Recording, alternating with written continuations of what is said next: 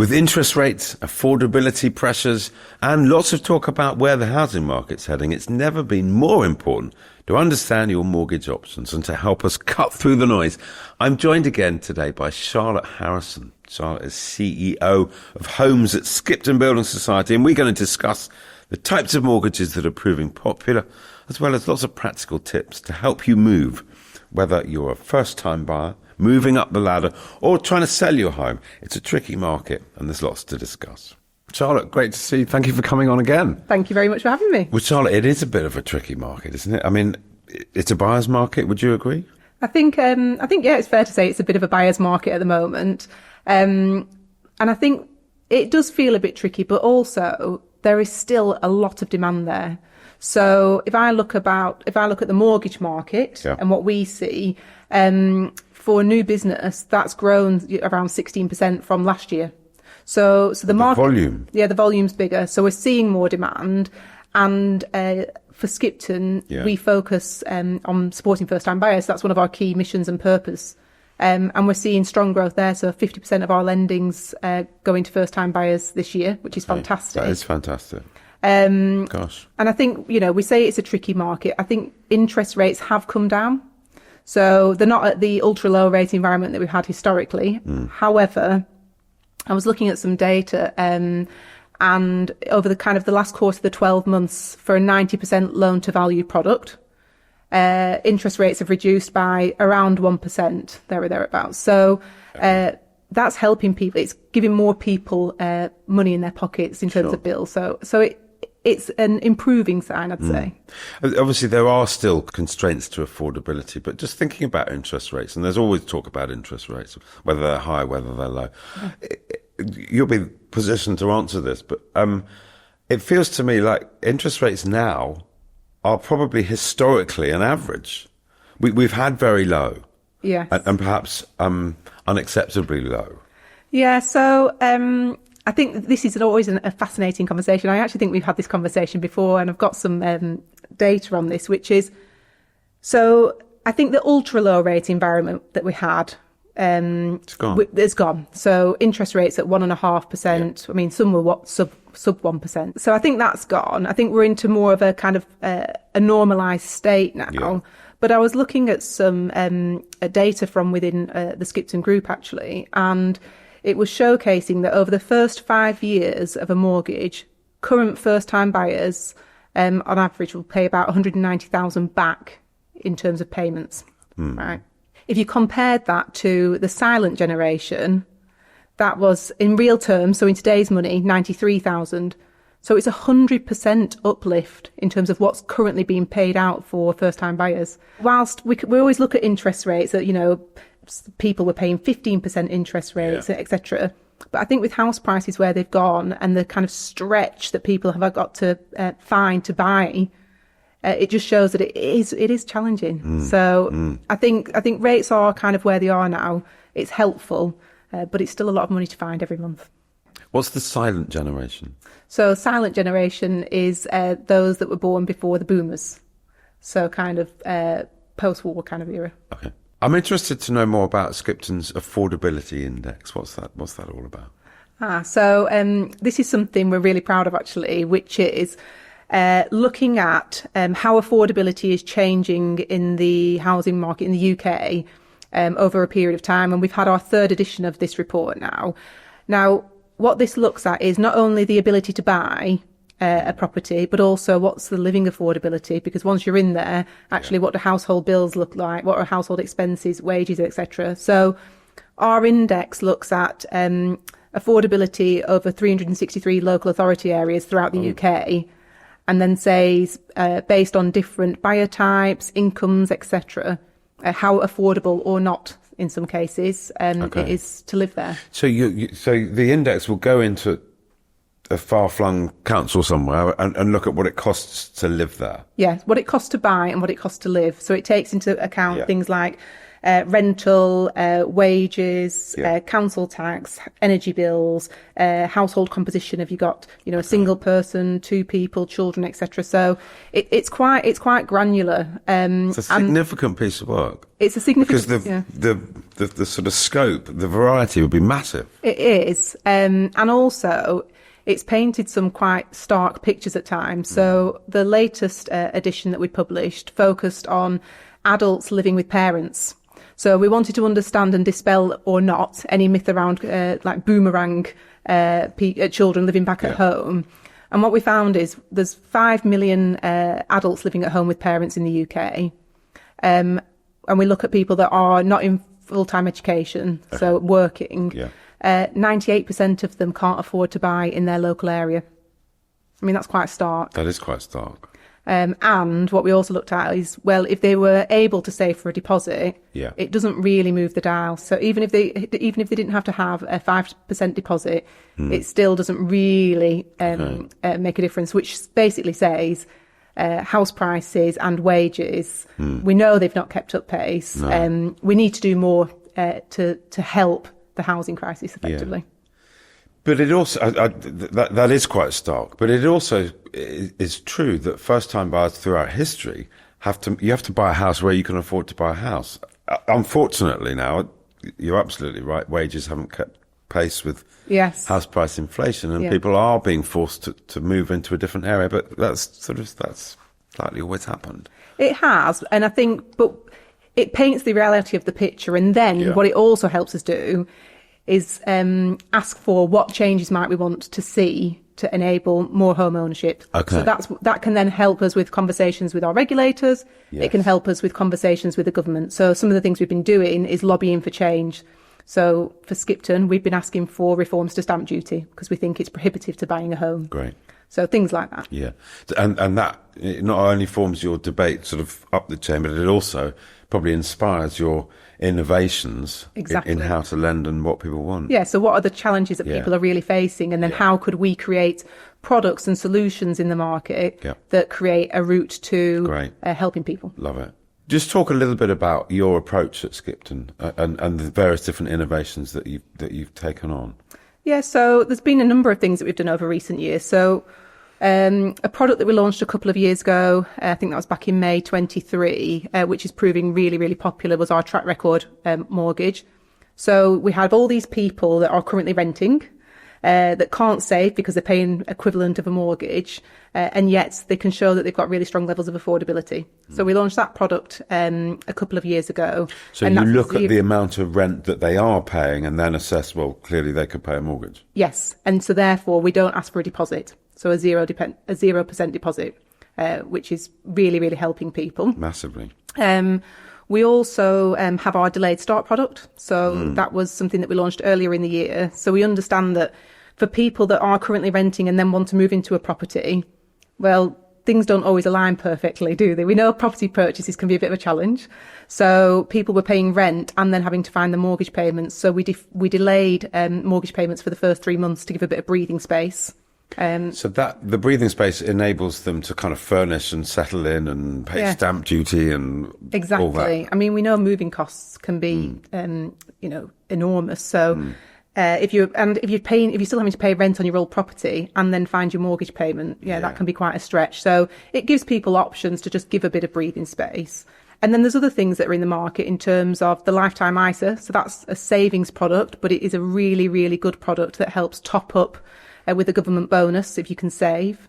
And basically, how can we look at affordability and help people to try and stretch that out? So I think the market is innovating. It's much needed. But yeah.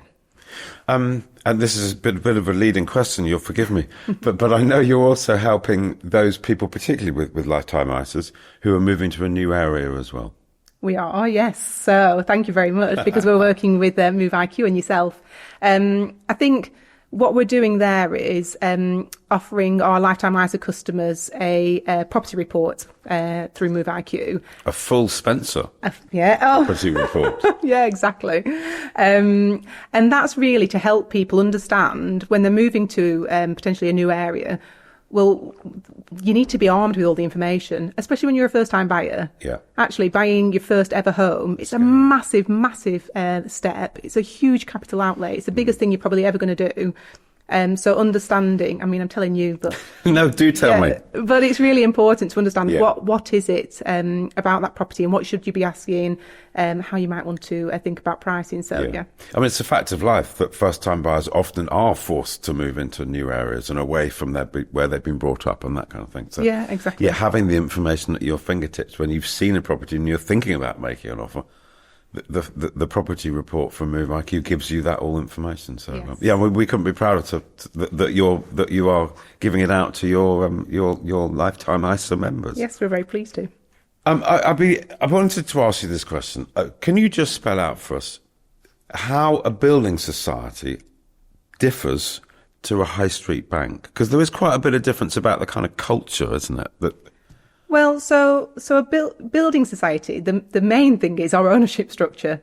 So we're owned by our members. So effectively, we need to ensure that we've got long-term sustainability and financial stability to be able to give back to our members. So rather than having to pay profits back to shareholders, our long-term view is how do we support more members? And our primary purpose is helping people save for their life ahead, so making their money work harder for them and giving them financial stability, and making sure that people can access their own home and have security around that.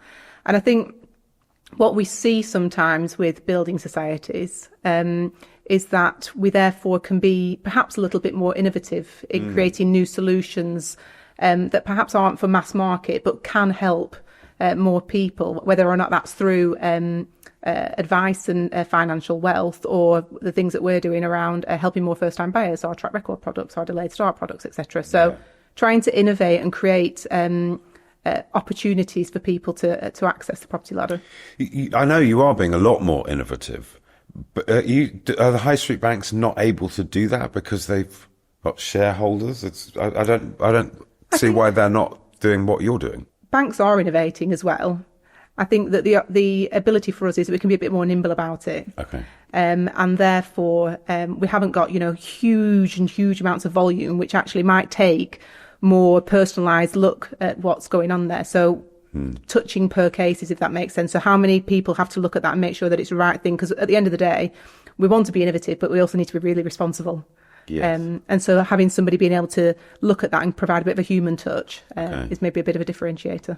You want to be fair at the end of the day. Yes, well, we are founded on fairness. You're founded on fairness. Is that a kind of mission statement? It is, yeah. That's our Skipton brand. But exactly. We want to be fair. And I think it's really important that when we're thinking about, is this the right solution for somebody, that it's a really responsible lending decision, because we know that mortgages are very lengthy in term, and it's got to be right. My brother-in-law said to me years ago, he said, apart from tax, your mortgage is your biggest life expense. So you might as well get to grips with it and understand it. And it's really struck with me. I like that. You might as well get to grips with it. It's not going away anytime soon, sadly. No. Yeah. Have you got particular or any top tips for somebody who's looking at getting a mortgage in today's climate? And there is uncertainty out there. But have you got any particular thoughts or advice? So I think one of the first things for me is don't rule yourself out. So we know, and this is experience, that people almost think that they might not be able to get a mortgage, and they almost kind of self-rule themselves out. But the sooner that you can get onto the property ladder, if you can afford to, the better, because you've got a longer term to pay that debt off. Yeah. So don't rule yourself out and explore your options around things that might be available that could help you. The other things that kind of people will always say is make sure that you can be up to date with your credit score, and that's looking as healthy as possible. Do as much research as you can. So listening to podcasts like this, or doing as much research as possible. And don't be afraid to seek advice. Too many people try to do this on their own. And actually some independent advice and hand-holding, especially if it's the first time that you're going through the process, can be really, really helpful. Good advice. What about for people who are or have recently got themselves onto the ladder? So get to grips with your mortgage. How quickly can you pay it off? So if you're lucky enough to have any spare cash, you might want to think about making use of overpayments, because a lot of lenders will allow a tolerance of overpayments without any charges against that, which is always helpful. Make sure you're doing your research as well in advance of any first kind of product maturity. So fixed rates in the market are very, very popular. When that comes to an end, you need to think about what that next rate might be. What does that look like in terms of monthly payments and budget for that? Just to make sure you're on the front foot with that. There's no nasty surprises. How far ahead should somebody start getting to grips with that? Say their rate ends in a year, or So I mean, did you do it the week before, the month before? Oh, no, not the week before. No.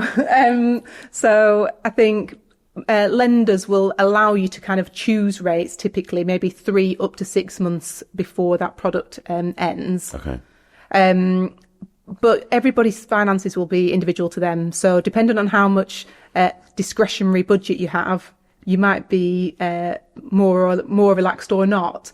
But I'd say, 6 to 12 months out, just understand what rates are in the market, and certainly 6 months ahead of time. Just be thoughtful around what that budget might look like and what your options might be. Yeah, you don't want to be forced into making a quick decision. It's something that you consider, take advice, as you say, debate, discuss. Yeah, and understand what that payment might look like, so that you can start to think about if there are any things that you want. So if you want to try and make an overpayment, that'd be great, because also, as we know, as you're making regular payments back to your mortgage lender, the balance is reducing. So actually, what's the loan to value bracket that you fall within? Yes. And can you make that? Yeah, exactly.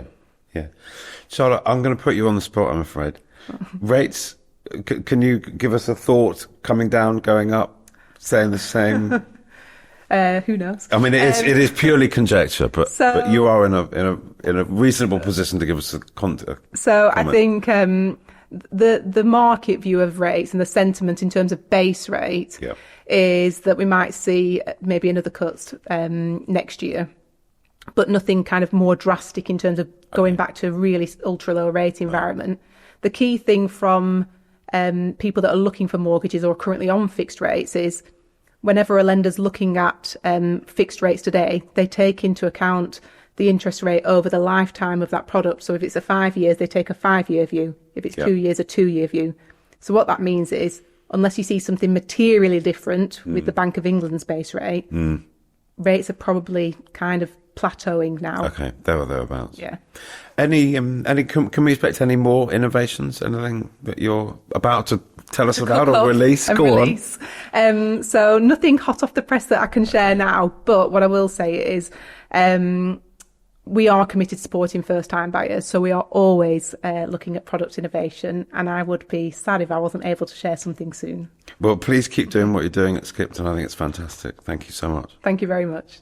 We'd love to know your comments and thoughts on what we've discussed today, and do please let us know any questions that you'd like us to pose in future episodes. Thanks for joining us on this episode of Move IQ's First Home Focus podcast. We hope you found our tips and advice helpful. Remember, home ownership may be closer than you think, and we are here to support you every step of the way. So please don't forget to subscribe, rate and review our podcast so you never miss an episode. Until next time.